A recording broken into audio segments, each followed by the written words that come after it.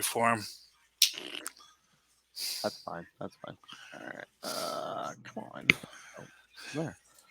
Hi, this is Phil, and I'm here to tell you all about the Capes and Lunatics Patreon. Don't miss out on our comic book creator interviews, including our monthly Chichester chats with comic book legend D.G. Chichester, superhero movie brackets in our search for the worst comic book movie of all time, and many, many more specials, all completely uncensored. Access starts for $3 a month, full video when you pledge $5 a month. Check out the link in our show notes or go to patreon.com/CapesandLunatics. Hope to see you there. This is Luca Perich, and you're listening to the Capes and Lunatics podcast. Recording has started. Do you hear the drums of war? Do you hear the threats that no one hero can face alone? In such times, a team will rise. They are the Avengers! And this is Avengers Declassified. Hello, my Capes and Lunatics. I am Charlie, the Professor Essa. And with me, as always, is the blue-eyed bomber of the Burger Pits. Phil Podcast Perich. Philip, always glad to have you in my association. Thank you, Charles. You are the founder of the feast. Hey, kids. This is the summer of 69, if you were not aware. Ooh, last week. And tonight we are finishing the works of the Mighty Thor of the summer of 69. If you lived through the summer of 69, you may be Mighty Thor yourself today. Oh, alrighty then. Philip, what is our first issue tonight? The Mighty Thor number 168. And the title, please? I assumed you had it open because I don't. I was bringing it up. I was bringing the actual issue up on Marvel Unlimited, who should sponsor us. They should, because I read them all the time, but I pay the money to read, and yet here I am. Yes, my problem is I read it on the phone and I can never see it. And Marvel, you need to have a thing that says, hey, what were you just reading? Yeah, here it is. Instead of making me search for I have to re-find it, add it back to my library, add the thing to my library. Marvel, come on. Send them that in an email. I'm sure they would appreciate that. Here's how you can improve your app, Well, honestly, they need a little help. I mean, it's a good app for reading, even on your cell phone, but quite frankly, it's missing clear customer service items. I should ask Tom Brevoort about that. Oh, he'll give you the 50 questions, yeah. I want the 50 questions. Nice. Anyway, all right. So what was the title of this issue, Philip? All right, the Mighty Thor number 168 from September 1969. Galactus found. Oh, Galactus found. Here's the thing I'm going to say. Because there's all this discussion about Jack versus Stan and the writing of these things. And there are times where I feel like, you know what? I think Jack wrote a lot of this, but I think Stan kind of had to make it make sense. Yeah, it's a collab because I've read Jack Kirby's Eternals. You could see a little of it in here, but it's there are Stan touches in here. Yeah. So I'm thinking of the next issue. Okay. So this is, and it's the parallel storytelling. Hey, here's one thing I want to say. I can see that basically Stan is pitching a story, and Jack is like, yeah, but I want to write this other story. So it's like Stan is saying, we need to talk about Thor on Earth and fighting and, assassinations and things that are actually kind of mattering to human society. Yeah. And Jack Kirby's like, yeah, but what about space gods? Do we talk enough about space gods? Because, as you will remember, at the end of this last episode, and man, you see, this is one thing I want to say. The MCU missed a delightful thing with Don Blake. And honestly, the Marvel Comics are missing a delightful thing with that. Honestly, the Marvel Comics treatment of Don Blake is awful. Just absolutely awful. And if you want to understand why Marvel is bad, why the MCU... Look, hey, are you a hater of the MCU? Do you want to know why the MCU is bad? You need look no further than how Don Blake was handled in the early 60s comics as an integrated aspect of Thor, as a person who had powers that Thor did not. And you will understand it, because really this story, like, as we know, Thor had to fix Baldar's brain. Last issue, because only Don Blake had the skills. He had those mad skills, man. Had the mad skills to fix Baldar's brain. Now Thor is back off on his trip to the cosmos to find Galactus, and Baldar with the bandage on his head comes out. He's going to AMA right now, but they say here's a note from Don Blake. It's gibberish because it's obviously written in Viking runes or some such. Yeah, it's written in Asgardian. That's why you cannot understand it. Which again shows that Thor and Don Blake share knowledge. Oh yeah. I mean that was like, honestly, there is so much in the Thor Don Blake story that almost makes you feel that a good writer could tell a really good tale of reintegrating the two, like a Hulk Banner story. Much like the 1980s The Incredible Hulk Returns when he fights Thor. And the idea that, look, I'm good with my mind, you're good with you're a Buick on stilts. How do these factors relate? What do I bring to the table? What do you bring to the table?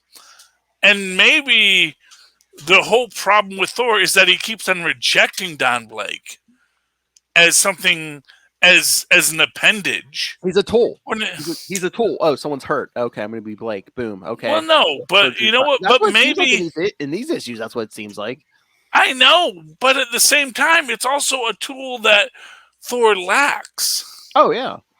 And maybe it is this thing that maybe what Thor needs to do is say, you know what? No, I am Don Blake. The whole thing about me gaining this humility, it worked, but it worked because I was Don Blake. Mm-hmm. Because I was this person whose primary motivation was healing. That's what made me not the jerk Thor, but the good Thor. And dealing with that Don Blake story is the story that I think, it gets pushed aside because because everyone wants to write, what about the space gods? When, Stan Lee is saying, no, what about the good man who got shot? Which is another issue, but we'll get to it in a minute.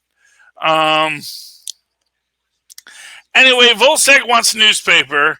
Yes, the Warriors 3 on Earth.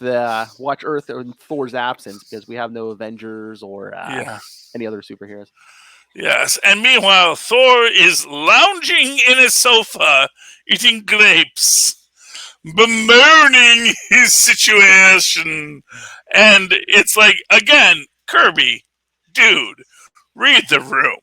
Really? Read the room.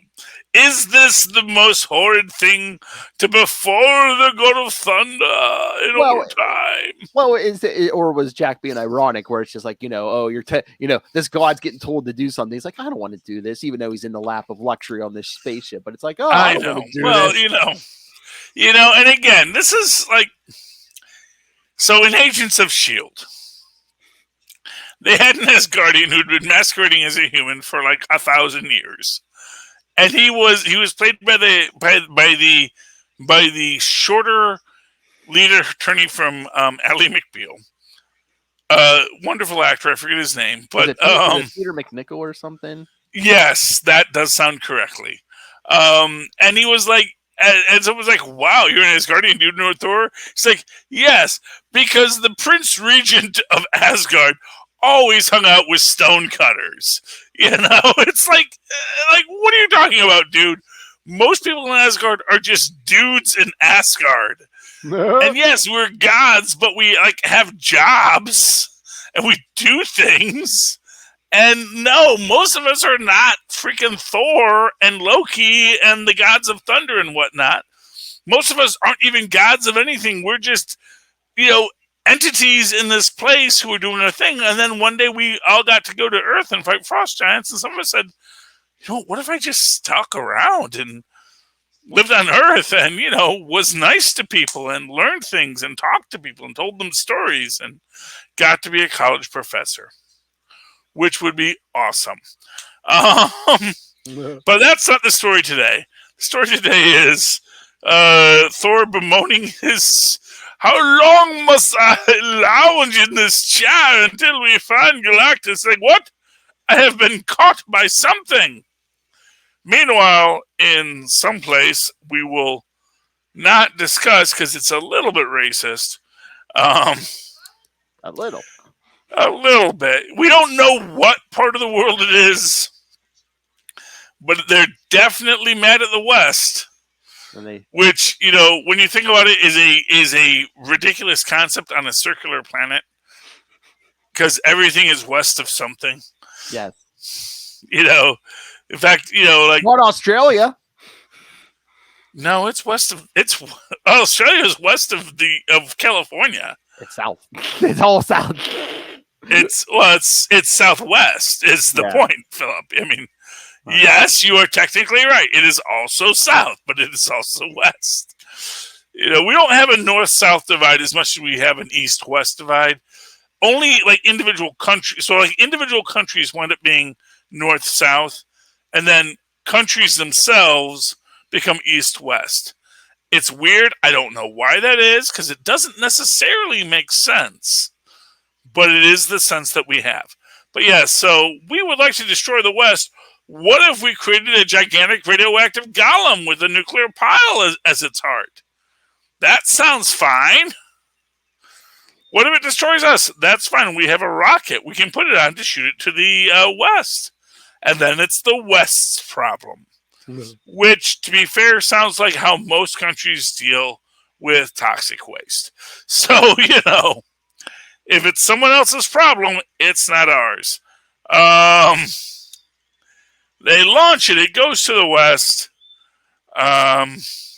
Meanwhile, while that's all happening, Thor meets what has captured him. And it is none other than Galactus, who, honestly, is tired, man. I'm sick of this, bro. I'm sick of this. It's like, Yeah, no, I wanted you to find me, Thor, because I'm kind of tired of this whole game. It's kind of sucky, but let me tell you my origin story. And it's interesting, because this is not the currently accepted origin story. This is a much simpler, it's a much pared down story. We even have, what I find kind of interesting in this, is this idea of a singular watcher rather than a race of watchers. Oh, yeah. And again, this goes into,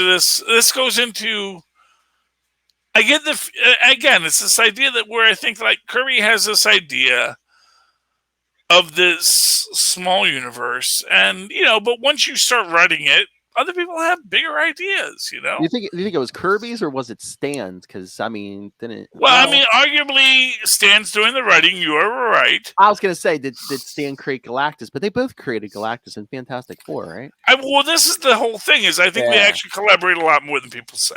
Yeah. So maybe it is Stan saying, let's do this, but let's also do this. And maybe Jack's like, I guess I can write a story where we're fighting space gods and dealing with social issues at the same time. Jack wants to do Space God, so he's like, it stands like, all right, let's do the Galactus origin. Yeah, we get the Galactus origin. What I find interesting about it is that Galactus's world in this story, we don't get that far in this. It's the next issue, yeah. We get Space Plague is next week. But right now, Galactus says, I will tell you my origin. Because why not? It sounds fun. Meanwhile, the Warriors 3 and Baldar are on Earth. And, I don't know, man. Like, I think Volstagg, they play him for laughs, but he doesn't seem like a coward or in any way problematic. Mm-mm. Yes, he's not attacking when everyone else is. But like he says, he's waiting for his opportunity, Phil. You don't want to just lunge in and be deflected. You got to know when it's the time to strike. Oh, yeah. That's what most of these young Warriors 3 today don't know. You don't just go around waving your sword like some kind of crazy person. You sit and you wait, and when the time to strike is right, you strike with the speed of a vapor, and then you've won the battle. But you don't want to win the battle too bad, because then, all your friends think you're hogging all the glory, and you never want to do that, because they're your friends. You want to be nice. What is it, Thermal Man? Thermal Man. Thermal Man has such a story here. I feel bad for Thermal Man because he gets no character. I really want to know if Thermal Man shows up later, because spoilers. They send him to the Arctic where he will be frozen forever. Yeah, Steve Rogers, how that works. Yeah, not for nothing. Yeah, and secondly, it's even in the 1950s at the end of the Blob, they put the question mark there because you're like, you know what? That probably isn't a long-term solution. But anyway, we'll get back to.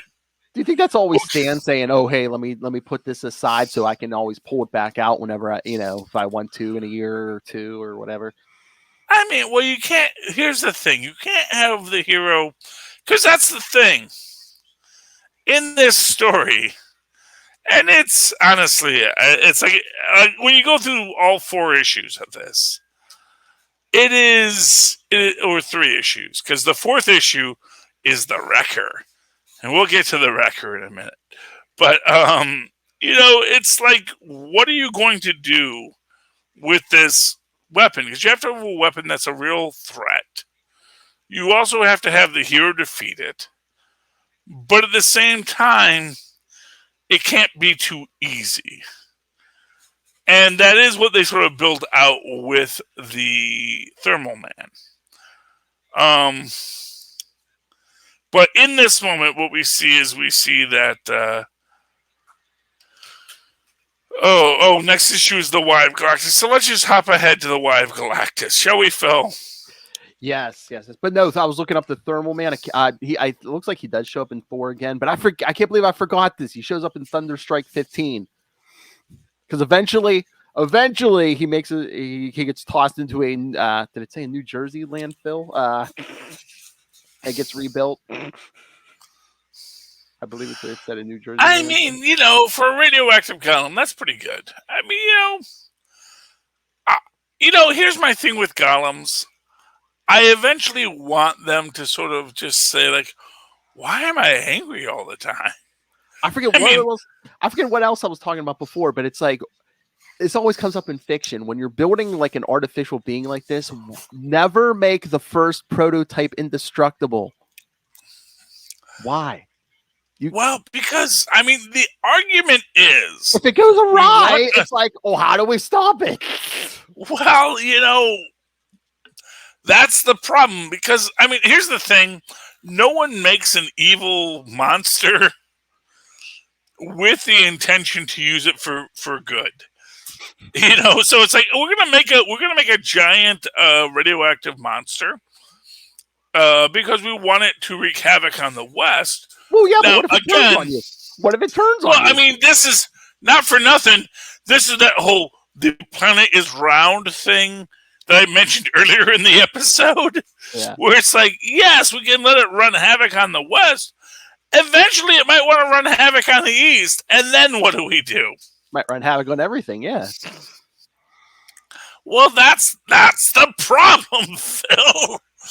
I guess they're hoping it's like the Hulk, and it'll eventually just settle down in the ruins of Manhattan, which is fine. But then, wouldn't everyone in Brooklyn just okay, well, let's just let him have Manhattan. That's fine. We only paid a few beads. We only paid $50 for it. So you know what? You can have Manhattan. It's fine. Yes, I know we liked the tall buildings. We can build buildings in Brooklyn. It's not a problem. We can build buildings in Jersey, though no one will want to be in them. Again, they're just trying to create Brooklyn, a threat for a god. Yeah. Yeah, well, I mean, and it's a fair enough threat. And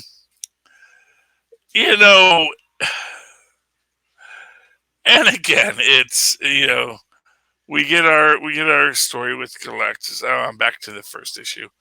So we get the Galactic Plague in the second issue. What's the second issue, Phil? Oh, the second one, yeah, it's the Awesome Answer. The Awesome Answer. Yes. So the Awesome Answer is that apparently, and I do think it actually takes 3 issues to get here, but effectively, so in the modern comic book universe, Galactus occupied the last universe to die of heat death. Yes. And I get the feeling like there is these writers who said, well, no, what the plague they're describing is how Thor interpreted what the heat death of the universe was. And Ta is the last planet, because it was the one planet so technologically advanced, it could forestall heat death until it could not. And that's the idea, is that heat death was coming, but Ta, much in the way that planets today deal with global warming, one planet today deals with global warming that we know of, by ignoring it until it's too late, Ta dealt with the heat death of its universe until it was too late. Though they may have actually made efforts to be less entropic in their final years. It's always possible. I just looked up the Wikipedia. Okay. Yeah, the initial Okay, what do you got for me, Phil? The initial origin was Galactus was a space explorer named Galen who gained cosmic abilities by passing near a star. But writer Mark Grunwald, the great Mark Grunwald, God rest his soul, further developed the origin of the character, presenting Galen as alive during the previous universe that existed prior to the Big Bang. There you go. Because all of modern comics owes an incalculable debt to Mark Grunwald. I mean, that's the thing about comics, at least, at one point in history. And I think at all points in history. And you get to this day now with very many great comics writers, whether it's Brubaker or Hickman or those guys we just talked to, Colin and the Jackson. Other guy, Jackson. Yeah, Colin and Jackson. These people are creating new universes that are going to influence everything else. And the one thing about comics is we like the new guys, not the old guys so much. Because the new guys got to read what the old guys said, and they said, but here's what we're going to say it is now. Yeah, but I mean, it makes Galactus more mysterious and powerful, because it's like, instead of just coming from a really old planet, no, he came from the previous universe. Sure. Why not? Why not? Big Bang, yeah. Given that these are made-up stories, it all works, because you know what? It's like if you're going to sit there and like argue about the canonical significant, not for nothing, kind of a fight with a guy online about what I know. Such a powder puff.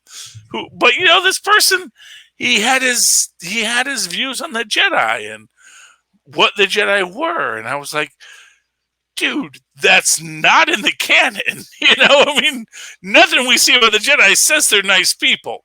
I do like your theory. It's like, this is Thor's interpretation of what Galactus is telling him, because Thor's not always the brightest. Well, I mean, that's more of a modern interpretation of.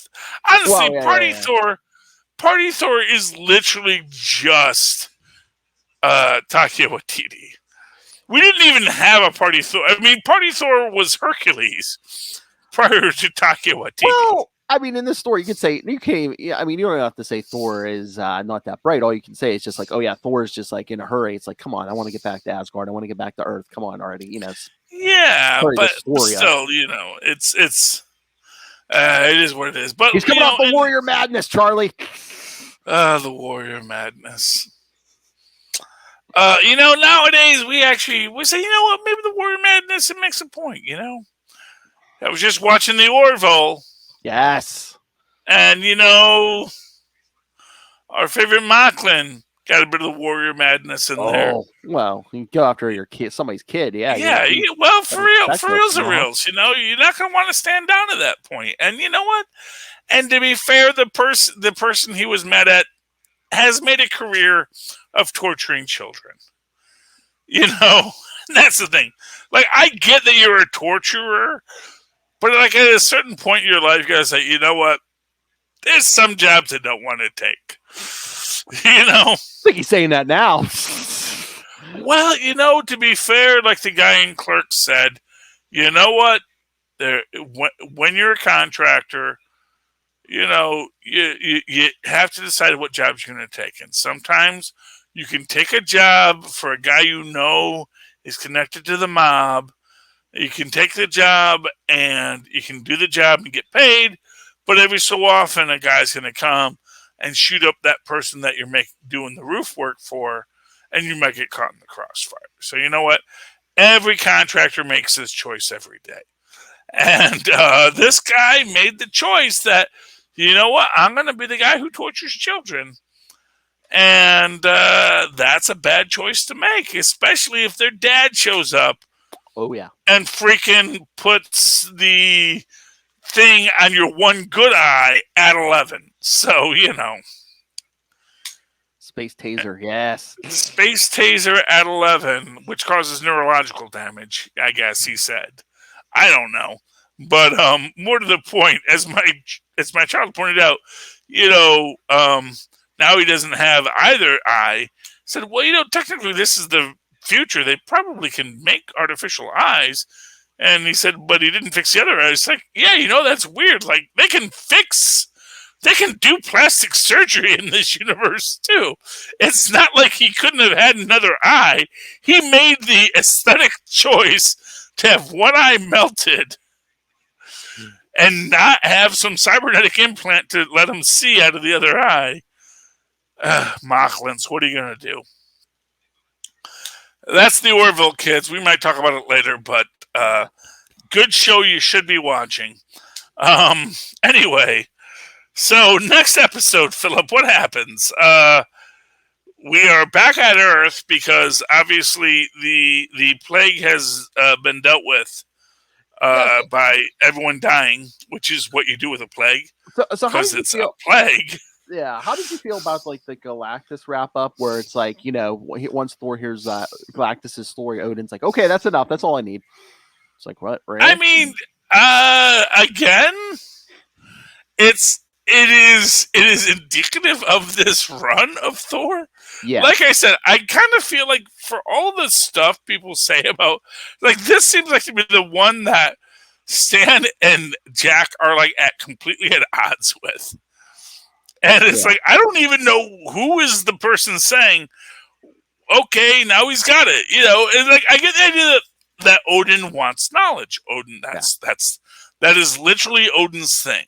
Gave up an eye to have all the knowledge, and now there's knowledge he doesn't have. He needs to get it. What's a Galactus? I need to know. For no particular reason that makes sense to anyone, but he's going to say it, Likewise, and he just sends his son, I was going to send you on this anyway. Yeah. It's a good thing you had the Warrior Madness so I could actually make it a punishment. But quite frankly, regardless, I was going to say, only you, Thor, may go and find Galactus. I guess he knows, and I guess it's enough for Odin. And, who knows? Maybe Odin can actually see what Thor saw. I could see because I'm Odin. I'm just that cool. And because me and Galactus, we on the same level. I could say, oh, you're like that first universe, heat death stuff. I get it. I just wondered, did Odin try to say, hey, Galactus, who are you? Well, what I love, it's funny to me because it's the why of Galactus, and all I can think of is why is Gamora. Where is Gamora? I'll do you one better. Who is Gamora? So I will do you one better. Why is Gamora? So why is Galactus, Phil? It seemed like Galactus wanted to lay out his origin, so couldn't Odin have just been like, "Oh hey, where do thee come from?" I guess what it is that maybe it's that, like, look, man, I'm a Sky Father, you're a Galactus. We got to follow protocols, okay? Yeah. Let me send my idiot son talk to you. You talk to my idiot son.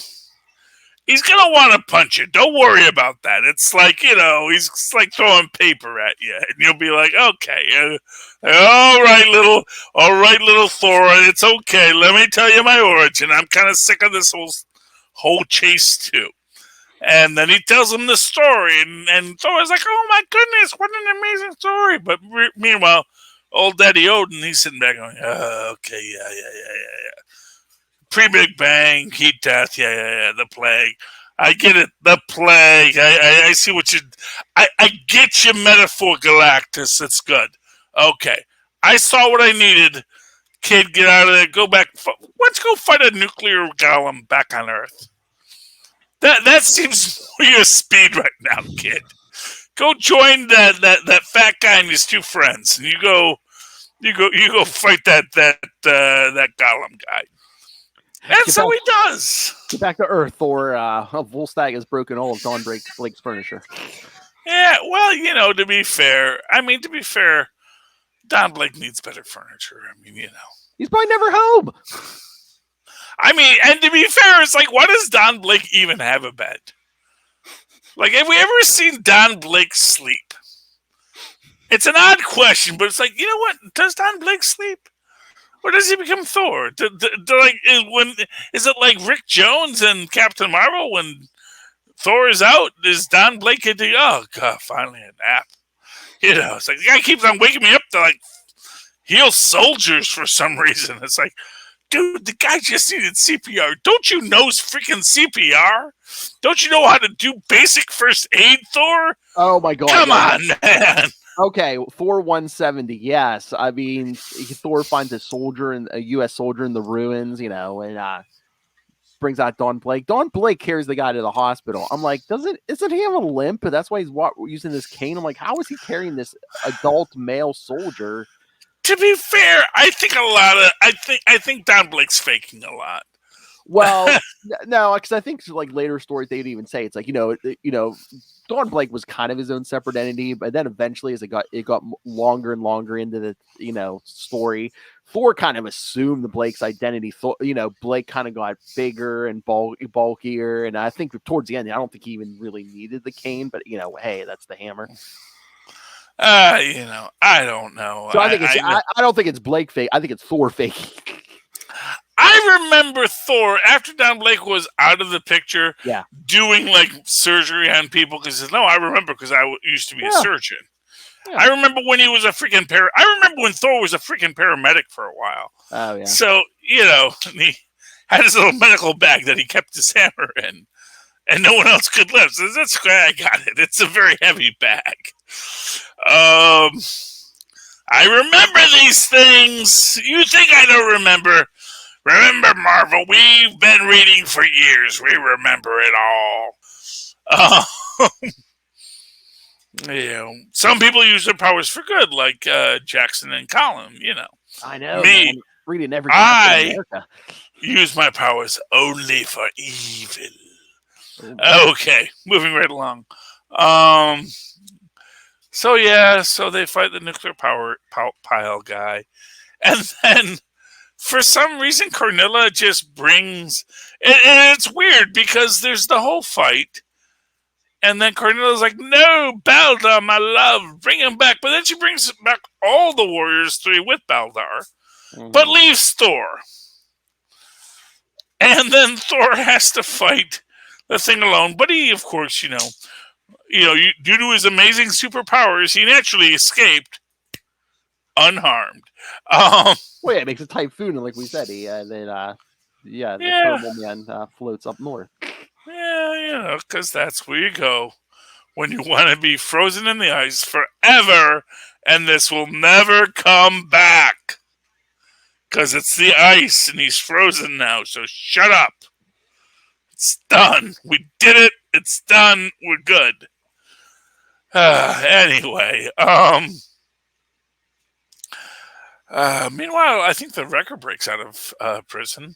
Well, later. In the last issue, in the last issue, yeah, So the Wrecker's here. Well, actually, let me just jump back because honestly, there were some lines in this that are really good because it is just this idea that Carnilla and Loki are actually bound by evil. Because like Loki said, "Oh, you brought our enemies here. Well, I can't be friends with you no more." It's like, that's fine, Loki, but we're bound together by evil. So we'll be friends again someday. Which is also weird, because, like, aren't you, like, all into Baldar for some reason? It's like, I don't know, man. The relationships between all these gods, as it turns out, for me as immortal, it's a little weird. It's evil people need love, too. Yeah, Well, they want love, but... As you do. Anyway, moving right along. Oh my god, the Wrecker's jailbreak is the funniest because they have them in some room with like a big steel door, and like there's no vault or anything yet because they're just or the raft because like they're just like, oh yeah, the army's looking for like a deserted island just to drop them on or something.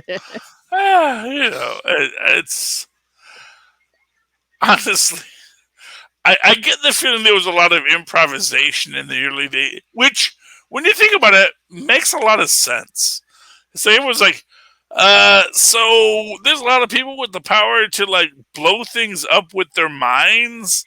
We have no prisons built that can deal with this. I'm just surprised that they're just like, oh yeah, Reed Richards whipped something up. Well, but to be fair, like Reed Richards builds a thing to hold the Hulk. And it like holds the Hulk for like an issue.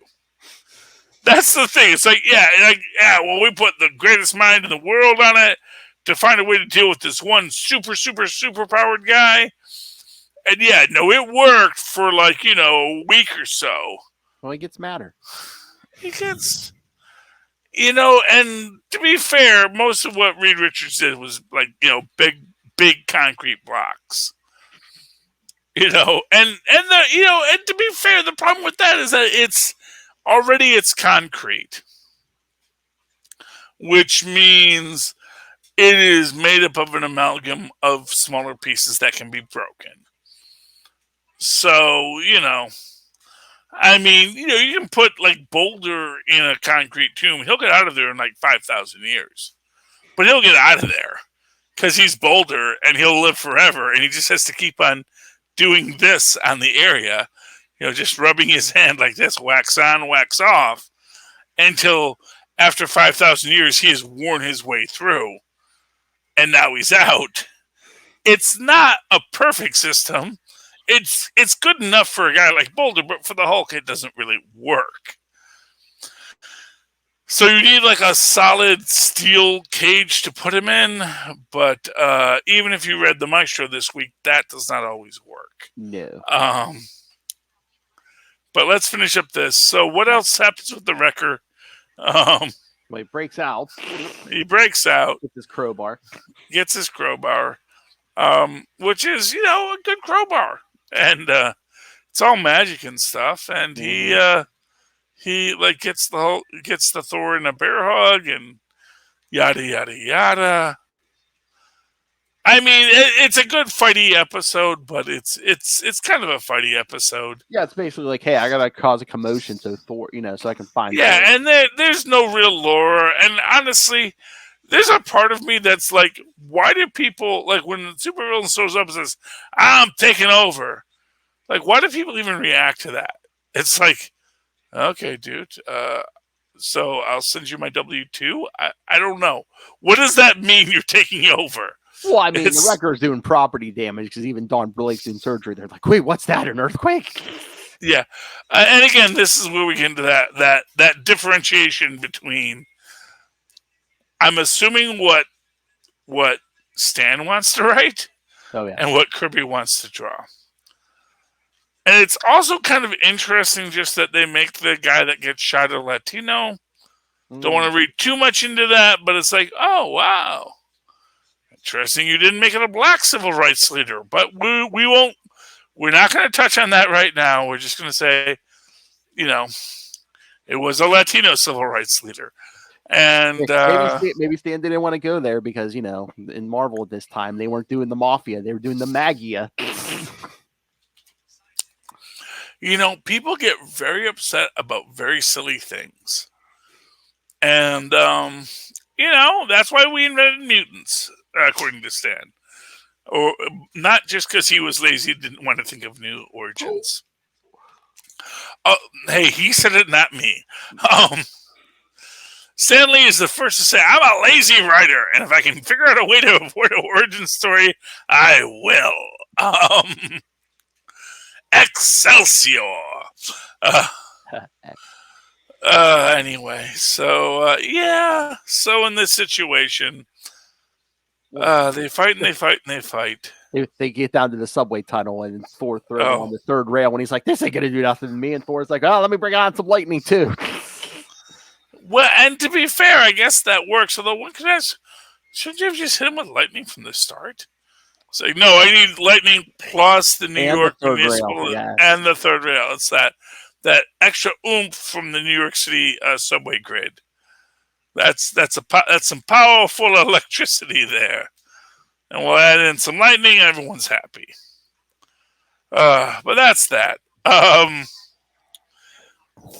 Speaking of things, let's see here, Philip. You want to talk about unbelievably overpowered characters? Sure. Let's talk about Avengers, because this is Avengers Declassified. Let's talk about Avengers 58.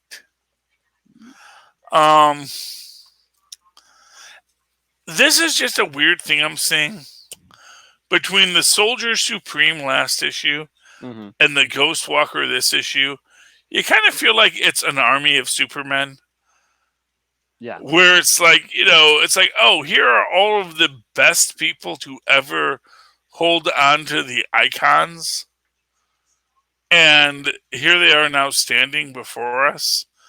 And that's the idea that, oh, yeah, in other universes, there are many heroes. But in specific universes, there is one ultimate hero who is the Ghost Walker, who can just cut through demons like they were made of paper mache, or the Soldier Supreme, who is not only a physical match for most people, but is also a magical match for everything that any threat that Mephisto could throw at you. Yeah, it seems like Jason Aaron likes to do either like combo characters or like, oh hey, here's like a samurai Ghost Rider, and it's just like, well, but again, I don't think it's just that it's a samurai Ghost Rider. Just in the same way, I don't think that the Soldier Supreme is meant to be a combo character. I think he's meant to be the best possible version of a Captain America. In the way that this is meant to be the best possible version of a Ghost Rider. And the idea that if you could make this league of Omni-Avengers, that is the thing that will destroy this Council of Mephistos, if you will. Because really, these Mephistos seem pretty weak. Although we do get in this, again, what is the seed planted, which is whether or not Jane is like way too into Mjolnir. Even though she has it's funny because it's like a complete reversal of what we see in Love and Thunder. We're like, Jane has a perfectly omnipotent weapon. Why she's still hot for Mjolnir, we don't know, Phil. Especially now that it's got Odin in it. I mean, to me, that would be like, I don't need an Odin, thank you. Nobody needs Odin. Let's see here. Before we get into too much, you want to talk Maestro? Sure. Maestro this week. We have the wrap up, yeah. Yeah, Everybody fights. Everybody wins. We get our, this is what happened to Doctor Doom. This is why all these other people weren't there. I don't know why Jim Hammond has Wi-Fi. Does it make sense? No, it doesn't make any sense at all. Jim Hammond isn't a robot. He is an artificial human being. There is a difference. Horton cells mimic human cells, not robotic circuitry. I mean, it's a lazy explanation, but do you think maybe Doom was trying to come up for years a way to control Hammond? I'm sure we can work that out. I love Well, that's the thing. I don't even want to impugn poor old schizophrenics. We're saying this with Namor. Honestly, you see this stuff. Part of me wonders if he ever had a wife or a kid. Oh, did he even have a freaking undersea kingdom? Was like, oh, look at my undersea kingdom with all of my beloved subjects, and here's my wife, and here's my son, and yeah. I mean, him just seeing everybody. I mean, how old is Namor at this point? Could it be dementia, or even just? I mean, how many blows to the head has Namor taken? At least, sure, but War II. My point is that he's just now seeing all the fantasies. Yeah. Makes me ask, are we sure he was talking to them before? It's sort of like a Sixth Sense thing where it's like, wait, did anyone else talk to his wife or his kid? Are we sure he had a wife and kid? Like, did the Hulk talk to anyone except Namor? And also, is it just like his life flashing before his eyes? You know, because on some levels, he just like, you know what? I don't care if I die as long as I take Banner with me. I don't care. Well, I mean, it's all his crazy nonsense. I'm just talking about his immediate move to visual and auditory hallucinations. Well, didn't John Byrne do that too? Where it's like, Namor would go wacky if he stayed in the water too long. He would go wacky if he was out of the water too long. Yeah, I mean, that's entirely possible too. It's entirely possible that this is either land or sea madness, one or the other. He just does not have the exact perfect level of land versus sea time. That's the theme this month, kids. Madness. Oh, or balance. Mm. If you don't have balance, you go crazy. But Jim Hammond blows up all of Latveria, or whatever's left of Latveria.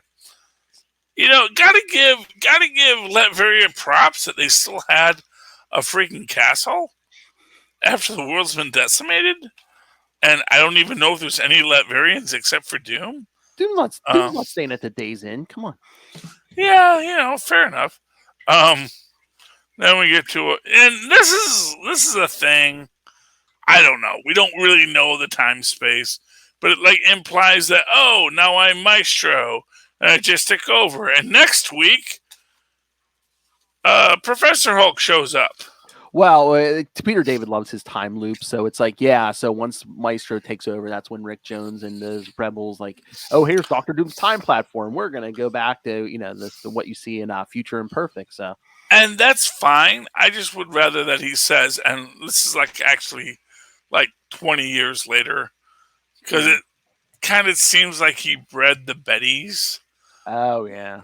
And it's like, dude, you just found Betty's? That shouldn't worry you? I'm trying to remember Future Imperfect. It's been a couple years since I read it. It's maybe it's if they didn't explain this, maybe it should have been it took us a while to figure out how to use the time platform, and maybe power source. I mean, it's not we didn't just jump in it. Yeah.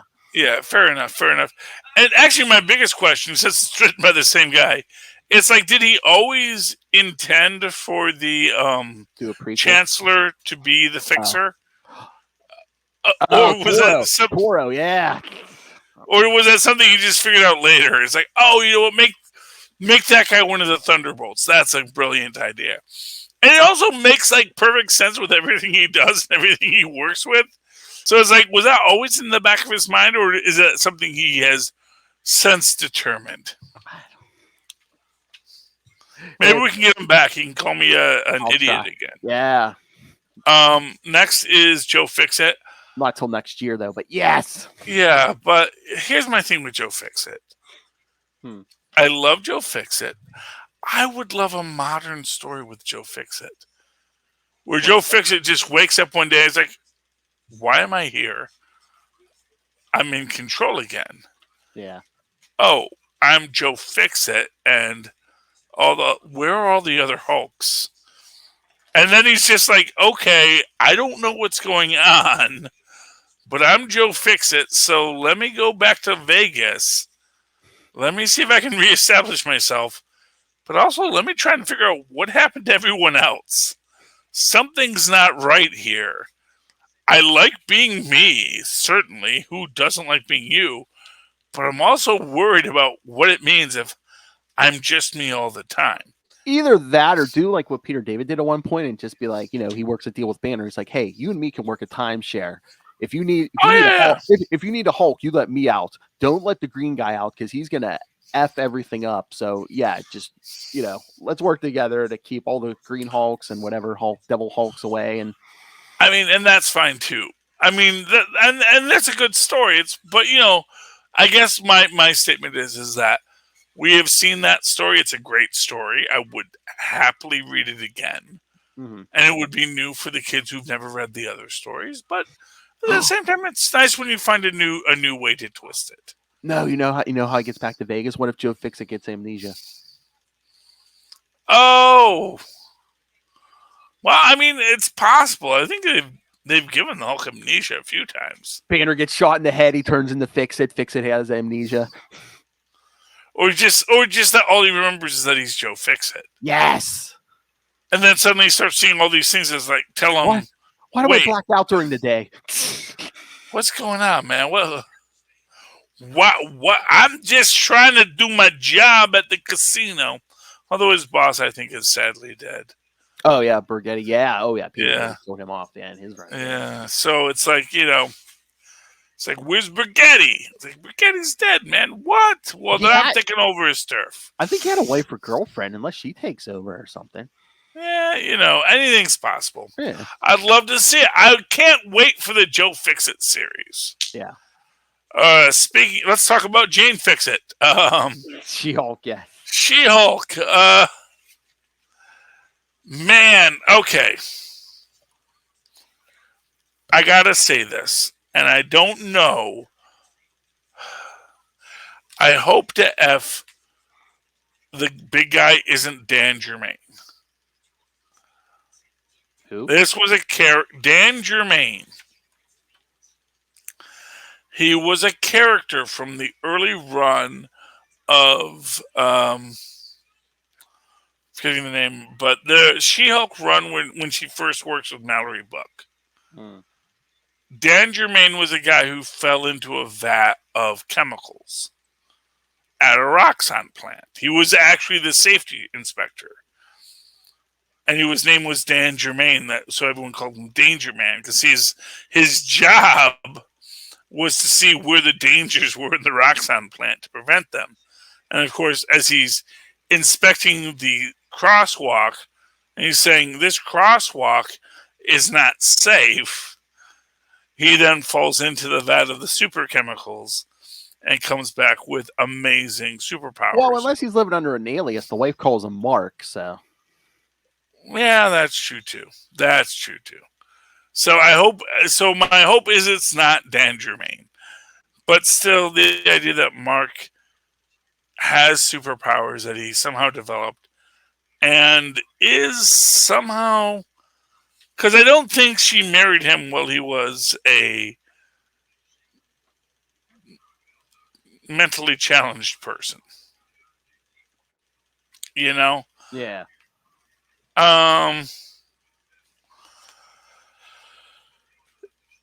And I'm also worried about Jack of Hearts in this. He seems very obsessed with getting back to his ghost mansion. Yeah. And I kind of feel like there's so much going on behind the scenes that Jenna's not seeing in this. And the end episode when Jen, in her Jen form, is talking to some lady at the park, and she's saying, "Don't worry about him. April, she keeps him under control," and makes the point that it's his wife. And man, I'm glad, since you point out that his name is Mark, that he's probably not Dan Germain. Yeah. But because Dan Germain was cool in his own way, but at the same time, I get the whole larger point that, you know what, it's not as cool as you think it is.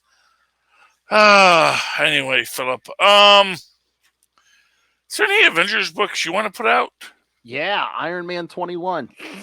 Iron Man. Oh, that's right. I did not get this book because where is Patsy Walker, Phil? I don't know. Maybe she's in her ghost mansion. Who? I guess she is. But I mean, it's kind of interesting because it's like. Tell me what's good about it, Phil. Well, Tony Stark's on a commercial flight because he says something like, after rehab, I guess it feels better to be around people and stuff. Fair enough. And this, don't ask me why, but I'm guessing this guy's trying to hijack the plane. He escapes. Tony goes after him. Tony gets shot in the leg by some adamantium projectiles. Oy vey. And this guy, I guess this guy is like another Weapon X guy. Although I think it's like a new guy.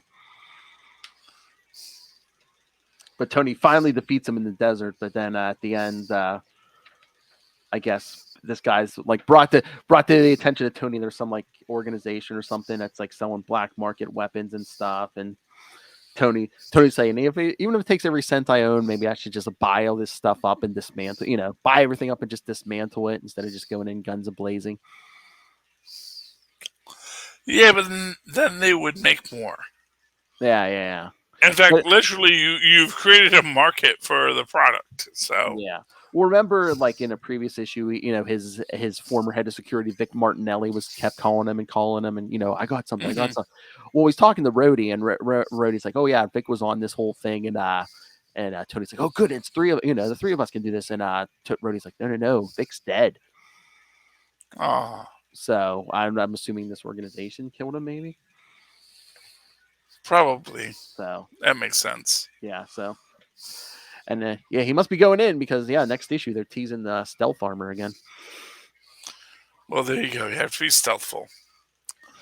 All right, Philip. I don't know how much longer we're going to do, but I do want to give a shout out. It's not Avengers, but I do want to give a shout out for Defenders Beyond, because I got my baby Beyonder on the cover. It's on the last page. And at that point, I don't care. Be nice to my baby Beyonder. But this is an Avengers podcast. So, Philip, if people want to reach out to you and talk to you about Avengers, how can they do so? You can always reach out to any of us. Email CapesandLunatics@gmail.com or call the voicemail 614-382-2737. That's 614-38 Capes, and Capes and Lunatics and Avengers Declassified on Facebook, on Twitter. You want me to do the whole thing? No, I mean I was, because I didn't do my aluminum mugs. Oh, so okay. friends, if you would like to go down to our show notes and click on Linktree, that's linktr.ee/CapesandLunatics. Go to that site. You will find out all about our amazing merch, like amazingly comfortable t-shirts, even in fat guy sizes. The Capes and Lunatics aluminum mugs that keep your drinks cold all night long. And, also a Patreon. Why don't you give some money to the Patreon and get some exclusive content, including superhero movie brackets. This week, Green Lantern versus Black Cat. Catwoman. Honestly, I don't know which of these would be the bad movie. They both sound amazing. So we'll find out about that on Patreon. And in the meantime, if you'd like to write to me in that old-fashioned email way, the way our mothers and fathers once did, do so at superconnectivityblog@gmail.com. That's superconnectivityblog, all one word, at gmail.com. And follow me on Twitter when I live tweet things at CHARLIESSER.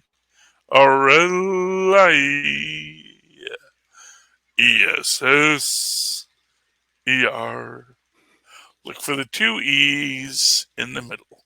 For quality. Thank you. All right, dear friends. You have come to the end of Avengers Declassified.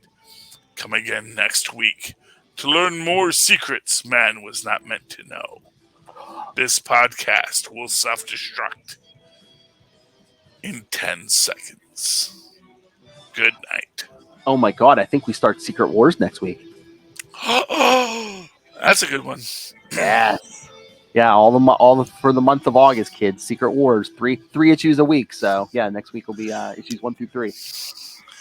More Beyonder. Yeah. Told you he was important.